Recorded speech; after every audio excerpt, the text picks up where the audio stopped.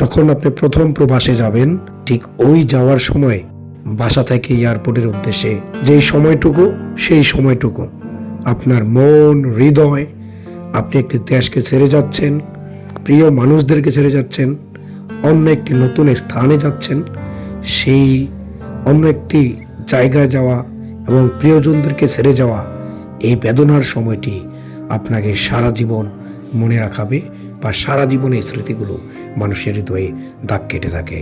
তেমনি একটি দিন আজকে চলে যাচ্ছি ফুফাতো ভাই নাজমুল ভাইকে উঠিয়ে দিয়ে আসতে। সেই মুহূর্তগুলো আমি ছোট্ট ছোট্ট করে জমিয়ে আপনাদেরকে দেখাচ্ছি যে একজন প্রবাসী ভাই কিভাবে কতটা ত্যাগ তিতিক্ষা এবং দেশের প্রতি ভালোবাসা রেখে তারপরেও তাকে অন্যের দেশে যেতে হয় প্রবাসী হিসেবে, এবং এই দেশের রেমিটেন্সকে আরও শক্ত, দেশের অর্থনৈতিক চাকাকে আরও বেশি সমৃদ্ধ করার জন্যে এবং দেশের মানুষকে ভালো রাখার জন্যে তারা প্রবাসের উদ্দেশ্যে রওনা। এয়ারপোর্টের এই জায়গাটিতে ভালোবাসার বহিঃপ্রকাশ ঘটে।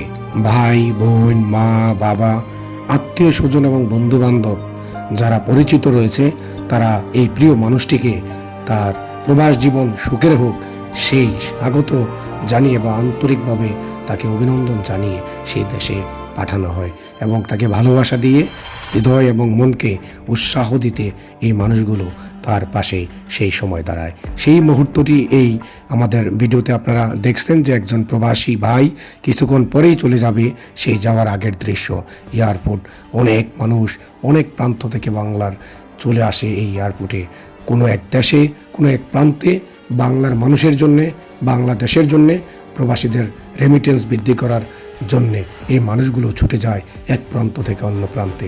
আমরা ঠিকই এয়ারপোর্টে গিয়ে ভিতরে দেখলাম নানা মানুষ, নানা শ্রেণী বয়সের মানুষ, তারা যাচ্ছে অন্য দেশে এই প্রবাসী হিসেবে। ভাই এই সিরিয়ালে দাঁড়িয়েছে, কিছুক্ষণের মধ্যেই ভাই ভিতরে ঢুকে যাবে।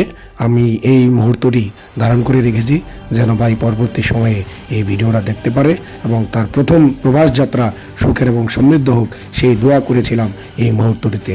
এবং আলহামদুলিল্লাহ খুব সুন্দরভাবেই নাজমুল ভাই প্রবাসের মাটিতে পা রেখেছে।